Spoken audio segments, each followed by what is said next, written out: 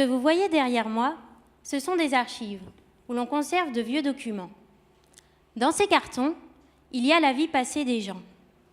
Par exemple, j'y ai retrouvé l'histoire d'Eugène.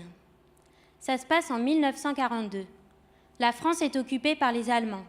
C'est l'époque des pénuries, des tickets de rationnement. Eugène est père de 2 enfants. Un jour, il vole un saucisson pour les nourrir. Mais le saucisson était pour les Allemands. Eugène est arrêté, condamné pour détournement des moyens de défense de l'armée allemande et envoyé purger sa peine dans une prison en Allemagne. Il revient. Malade, il ne peut reprendre son travail. Il réclame une pension de déporté. Mais elle lui est refusée car il a été arrêté pour vol. Il y a aussi l'histoire de Lucien dans ces cartons.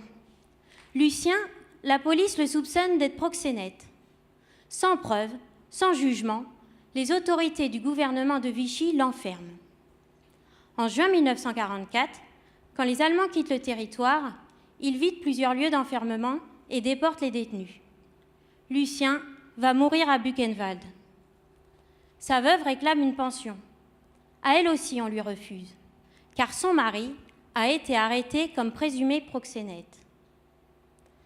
L'histoire d'Eugène, de Lucien, c'est l'histoire d'au moins 5000 autres personnes. Des personnes qui ont été arrêtées pour avoir commis un délit plus ou moins grave et qui ensuite ont été déportées par les Allemands dans les prisons ou les camps de concentration du Reich. Leur sort est différent des Juifs qui, eux, ont été déportés pour être assassinés. Eugène, Lucien et les autres, pour la plupart, vont revenir. Après-guerre, ces déportés n'ont pas le droit à une pension comme les autres déportés. Car à l'origine de leur calvaire, ils ont commis une infraction.